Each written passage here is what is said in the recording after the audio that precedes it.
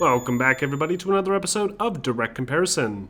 In today's episode, we're taking a look at Rebellion's recently released Sniper Elite 2 Remastered, and seeing how it compares visually to its 2012 predecessor, Sniper Elite 2. Theoretically, we should expect the remaster to look and sound better in just about every way. But for the sake of being thorough, we're going to run through a few basic visual elements, including textures, lighting, shadows, effects, and sound, just to be sure. Also, bear in mind that both versions of this game are being run on the PC platform with their settings pushed as high as possible at a 1440p resolution. Though, in order to capture clear images, I will be disabling the motion blur. Alright, so to kick off this comparison, let's start by looking at some models and the textures applied to them.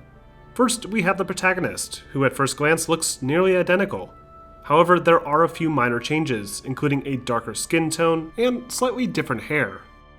The rifle he's holding also appears to have more complex geometry, in addition to some higher resolution textures. But this is just what the character appears like during a cutscene. During actual gameplay, these character models look almost identical. Only the original version appears to have darker shadows, and the remastered version, for whatever reason, has less hair on the back of his head.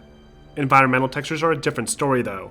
For the most part, textures in the remastered version appear to have been improved upon, mainly to various environmental objects. But I did find instances where the original version appeared to have slightly more complex textures, especially some of the ground debris and walls. I also noticed some interesting changes to some of the environmental props, like a completely reworked vehicle model with a missing jerry can, and this tree that appears to have been trimmed and then reduced in size. Next we have the lighting effects. While seemingly exactly the same between versions, the remastered edition of Sniper Elite 2 features slightly more impressive lighting. Rather than just reusing the static lighting effects from the original, the remaster features a bit of dynamic lighting, with proper God Ray implementation. It's not necessarily the most noticeable effect, but it's a nice touch either way. There's also slightly more bloom from environmental details, though I did find some objects that were no longer reflective like they were before. Shadows have also seen a nice improvement, with significantly sharper projections that no longer appear jagged like before. It would have been nice to see some softer edges to more distant objects, but it's an improvement regardless. Now for visual effects, mainly explosions and fire. While the fire itself hasn't really been changed in a noticeable way, it's clear that the coloration of the fire has been altered to appear more natural, and some additional fire effects have been added throughout the environment. Though at the same time, some areas of the game have actually seen a reduction to the fire effects, including this destroyed vehicle early in the game. I can't imagine they were struggling to maintain solid performance, so my guess is that these were more artistic changes, which is understandable considering fires like this don't really make any sense. Finally, let's listen to a few sound comparisons. Which version do you think has the better overall sound design?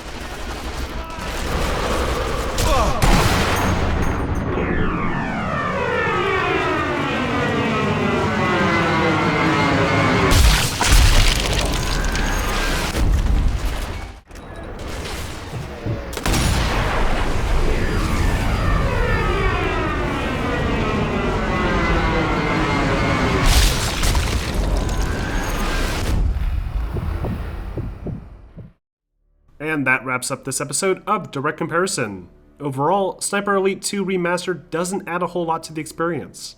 While it does improve some of the textures, enhance the lighting, and adds in a reworked tutorial segment at the start of the game, it doesn't really do much to make it worth purchasing if you already own the original version on the PC. Rebellion is offering discounts for players who own the original game, but honestly, you're not really missing much.